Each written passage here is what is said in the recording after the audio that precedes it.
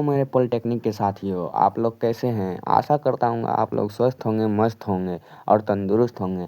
क्या आप लोग इस बार पॉलिटेक्निक में एडमिशन लिए हैं? आप लोग 10th या 12th के बाद पॉलिटेक्निक किए हैं और एडमिशन लिए हैं, तो आप लोगों के मन में ये डर सा बना हुआ है कि पॉलिटेक्निक में पढ़ाई हिंदी मीडियम में होती है या इंग्लिश मीडियम में। तो देखो, मैं आप लोगों को बता दूं कि पॉलिटेक्निक में पढ़ाई हिंदी मीडियम में होता है या इंग्लिश मीडियम में होता है। एग्ज़ाम हिंदी मीडियम में होता है या इंग्लिश मीडियम में होता है। एग्ज़ाम में अगर हिंदी मीडियम में लिखेंगे तो क्या मेरा नंबर कम मिलेगा, नंबर कट जाएगा? ये सारी जानकारी आप लोगों को एक वीडियो में मिल जाएगा और इसमें मैं आप लोगों को बताने वाला हूँ कि कौन कौन से सब्जेक्ट हिंदी में होते हैं, एग्ज़ाम का पैटर्न क्या होता है, हिंदी में लिखने पर नंबर दिए जाते हैं या काट लिए जाते हैं, पास होने के लिए कितने नंबर लाने होते हैं। तो देखो, हिंदी में एग्ज़ाम देने पर क्या नंबर कटते हैं, तो मैं आपको बता दूँ कि जितने भी गवर्नमेंट पॉलिटेक्निक कॉलेज हैं उसमें जो टीचर होते हैं वो बीटेक करके आते हैं, जिस कारण से वो लोग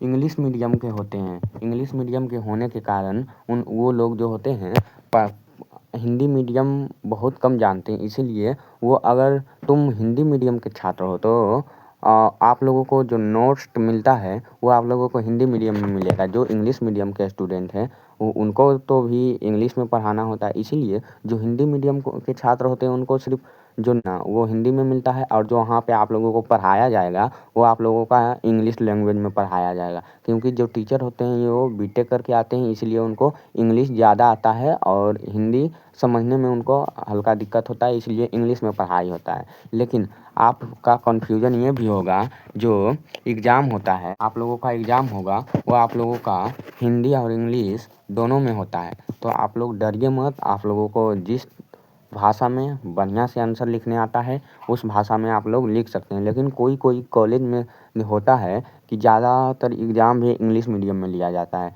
जिससे जो बिहार बोर्ड की स्टूडेंट होते हैं उनको थोड़ा दिक्कत हो जाता है। लेकिन अगर वो 1-2 सेमेस्टर बढ़िया से मेहनत करें तो उनको भी एग्ज़ाम में लिखने में कोई दिक्कत नहीं होगा। और इसमें जो सब्जेक्ट होते हैं ना, इसमें कोई भी सब्जेक्ट हिंदी में नहीं होता है। सारा आपका जो सब्जेक्ट होता है, आपका सब्जेक्ट सारा इंग्लिश मीडियम में होता है। आपका सारा सब्जेक्ट इंग्लिश में होता है, जिसके कारण आप लोगों को डरना नहीं है।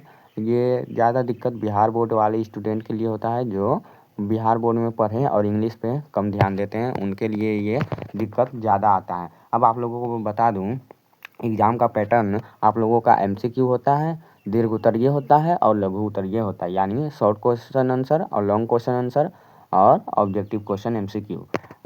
आपको अगर हिंदी में एग्ज़ाम में लिखते हैं तो जो टीचर होते हैं उनको थोड़ा समझने में दिक्कत के कारण आप लोगों का जो मार्क्स होता है वो कम मिलता है, जैसे कि आप लोगों का 70 से 80% तक ही रह जाएगा।